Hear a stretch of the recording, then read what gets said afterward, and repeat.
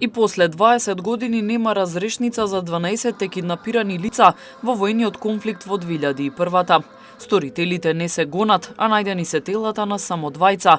Се додека не се откријат и сторителите не ја добијат заслужената казна, нашата борба се уште трае, истакна Војо Гоговски, представникот на семејствата на киднапираните македонци.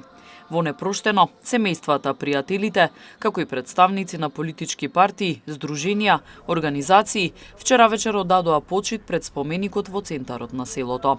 Од 12 киднапирани најдени се телата на само на две лица, додека останатите ниту се тражи понатаму, ниту има било какви активности во тој домен. Сите 12 киднапирани македонци се цивили, кои што не биле вооружени, кои што немале никаква врска со војниот конфликт. Сите земени или дома, или движејќи се по улица, или по градските улици во Тетово.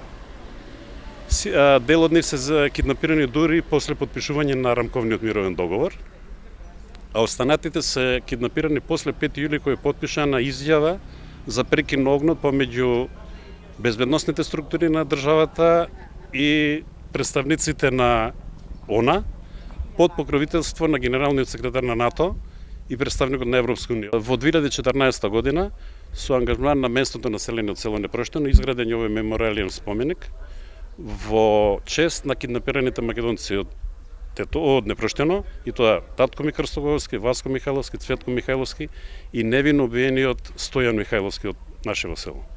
Одбележуваме помен на оние кои што животите свој ги положија во одбрана на својата земја, на својата татковина, на своето семејство.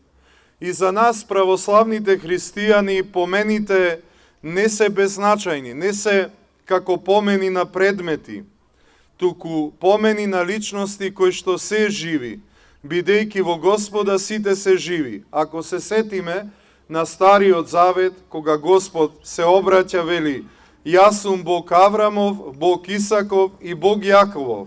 А во тоа време и Аврам, и Исак и Јаков биле умрени. И понатаму вели Господ: Јас сум Бог на живите, а не на мртвите. Па така веруваме дека душата, кога ќе се раздели од телото по биолошката смрт која настанала како последица на гревопад од личноста човечка, е сочувана и таа продолжува да постои во Царството Небесно, и затоа нашите помени не се беззначајни, тие имаат суштина. Се молиме за личности кои се живи, но сепак се физички одсутни од нас, за Бог да им прости секое прегрешение и да им испрати божествена утеха. Некои работи не смеат да се заборават и не смеат да се повторат. Ние изразуваме наша почит кон сите оние жртви кои што неправедно ги загубија животите 2001 година. За жал, злосторниците се уште не се откриени, но животот од Делк со нашата меморија се надеваме дека не само спомените да ги зачуваме за нив, туку еден ден и правда да излезе на виделина. Оддавањето почит на киднапираните веќе станува традиција во Непроштено, за да остане, како што велат самите жители, вечниот спомен на нивните роднини, пријатели, сожители.